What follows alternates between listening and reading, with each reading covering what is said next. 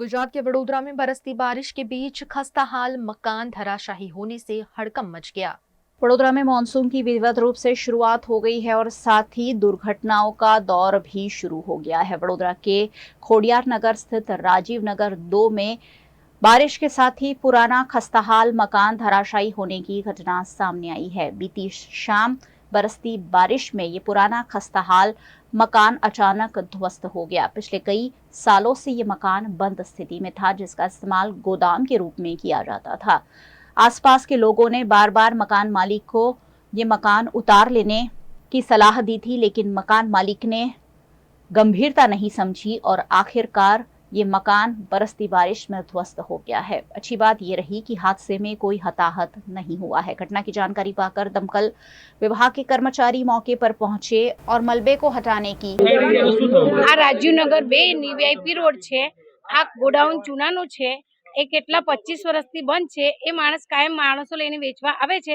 અમે સામે જ રહું છું અને મારો મકાન નંબર 33 છે। મેં એને કાયમ કહું છું કે ભાઈ આનું તું નિકાલ કર, આ બધું લટકેલું છે, શું કરવું છે તારે? તો કે મારે વેચવાનું જ છે। હવે વેચવાનું એવું કરીને આજે 25 વર્ષથી દિવસ કાઢે છે। અમારા છોકરા નાના નાના રમતા જ હતા, અમે બારણામાં જ બેઠેલા લસણ પોરતા હતા। અચાનક ધાબુ પડે ને અમે ઘરમાં ભાગી ગયા। એ તો સારું થયું કે અમને કશું જાનહાનિ નહીં થઈ। અમારા બારણા સુધી રીટો આવી, પણ અમે અંદરના ધમ તે જાણે બોમ્બ ફૂટતો એનાથી જ ખતરનાક અવાજ આવ્યો।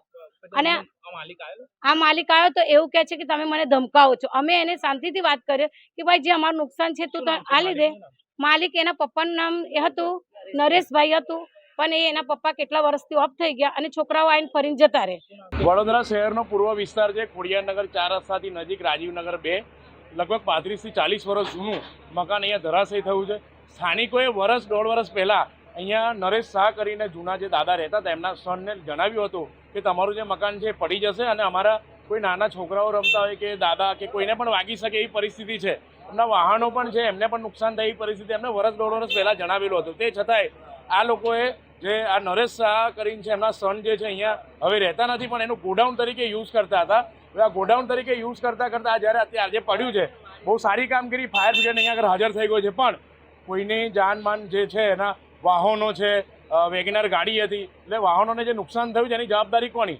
જ્યારે આ જવાબદારી વિસ્તાર સ્થાનિકોએ જ્યારે એમને કીધું કે ભાઈ અમારા વાહનોને નુકસાન પહોંચ્યું છે, ત્યારે એમના જે નરેશ શાહ છે એમના સને આ લોકોને ધમકાવવામાં આવ્યા કે ભાઈ તમારાથી જે થાય કરી લો, 1 બી રૂપિયા મળે નહીં। તો આ વસ્તુ સરેસર ખોટું છે।